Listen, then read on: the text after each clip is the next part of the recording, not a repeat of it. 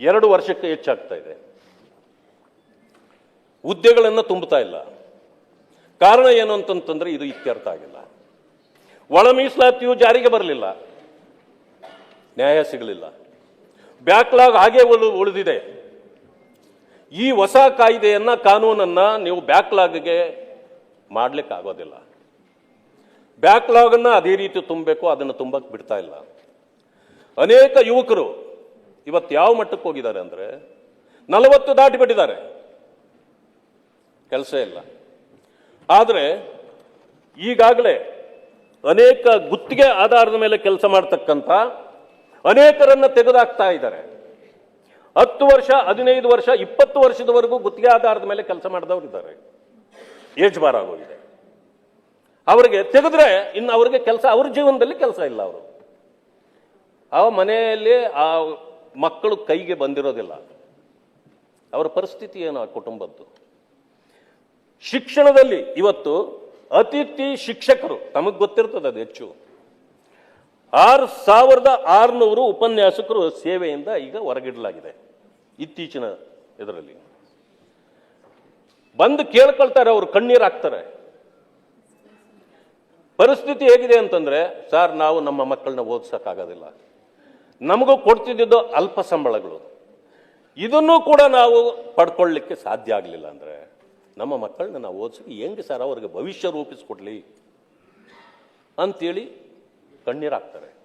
ಇಂಥವುಗಳನ್ನೆಲ್ಲ ತೀರ್ಮಾನ ಮಾಡಬೇಕಾಗಿತ್ತು. ಎಲ್ಲಕ್ಕಿಂತ ಮಿಗಿಲಾಗಿ ಈಗ ಅವರೆಲ್ಲ ಮನೆಗಳು ಸೇರಿದ್ದಾರೆ. 50%ಗಿಂತ ಹೆಚ್ಚು ನೀವು ಹುದ್ದೆಗಳು ಅಂದರೆ ರಿಸರ್ವೇಷನ್ ಮೀಸಲಾತಿ 50% ನೀವು ಮೀರಿ ನೀವು ಯಾವುದೇ ಹುದ್ದೆಗಳನ್ನು ತುಂಬಬಾರದು ಅಂತ ಕೋರ್ಟಲ್ಲಿ ಆದೇಶ ಇದೆ.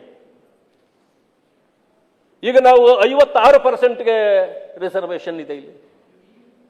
ಆ ಕಾರಣದಿಂದ ನೀವು ಅದನ್ನು ತುಂಬಕ್ಕಾಗಲ್ಲ ಅಂತಾರೆ.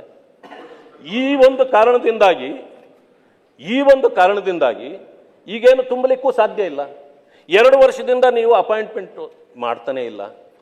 ಜನರ ಪರಿಸ್ಥಿತಿ ಏನಾಗುತ್ತೆ? ಕೊನೆ ಪಕ್ಷ ಆ 50% ಆದರೂ ತುಂಬಿ ನಂತರ ಬರ್ತಕ್ಕಂಥ ಇದರಲ್ಲಿ ಮಾಡಬೇಕು. ಪರಿಶಿಷ್ಟ ಜಾತಿ ವರ್ಗಗಳನ್ನು ನೀವು ಮೀಸಲಾತಿ ಇದರಲ್ಲಿ ಒಳ ಮೀಸಲಾತಿ ಕೊಟ್ರಿ. ನಾನು ಬೆಳಗಾವಿ ಅಧಿವೇಶನದಲ್ಲಿ ಒಂದು ಪ್ರಸ್ತಾಪವನ್ನು ತಮ್ಮ ಮುಂದೆ ನಾನು ಇಟ್ಟೆ. ಏನಾಗಿದೆ ಅಂತಂದ್ರೆ, ಇವರು ಹೋಲ್ ಡಿಪಾರ್ಟ್ಮೆಂಟನ್ನ ಯೂನಿಟ್ ಆಗಿ ತಗೊಳ್ಳೋದಿಲ್ಲ. ಒಂದೊಂದು ವಿಭಾಗವನ್ನು ನೀವು ತಗೊಂಡ್ರೆ, ಧಾರವಾಡ ಯೂನಿವರ್ಸಿಟಿಯಲ್ಲಿ ಒಂದು ವಿಷಯ ಆಗಿತ್ತು, ನ್ಯಾಯ ಯಾರಿಗೆ ಸಿಗ್ತದೆ ಆಗ? ಅದರಿಂದಾಗಿ ಟೋಟಲ್ ಡಿಪಾರ್ಟ್ಮೆಂಟನ್ನೇ ಯೂನಿಟ್ ಆಗಿ ತಗೊಂಡ್ರೆ ಅವ್ರಿಗೂ ಕೂಡ ಹಂಚಿಕೆ ಆಗತ್ತೆ. ಬಟ್ ಇಂಥವು ಬಹಳಷ್ಟಿದೆ. ಹೀಗೆ ಪರಿಸ್ಥಿತಿ ಹದಗೆಟ್ಟು ಹೋಗ್ತಾ ಇದೆ. ಇಂಥವುಗಳನ್ನು ಅನೇಕವು ಸರ್ಕಾರ ಮಾಡ್ತಕ್ಕಂಥ ಕೆಲಸಗಳು ಬಾಕಿ ಉಳಿದಿವೆ. ಈಗಿದ್ರೂ ಕೂಡ ನನ್ನ ಸರ್ಕಾರ ಇದನ್ನೆಲ್ಲ ಮಾಡಿದೆ ಅಂತೇಳಿ ಇವ್ರ ಕೈಲಿ ಹೇಳಿಸ್ತಾರೆ.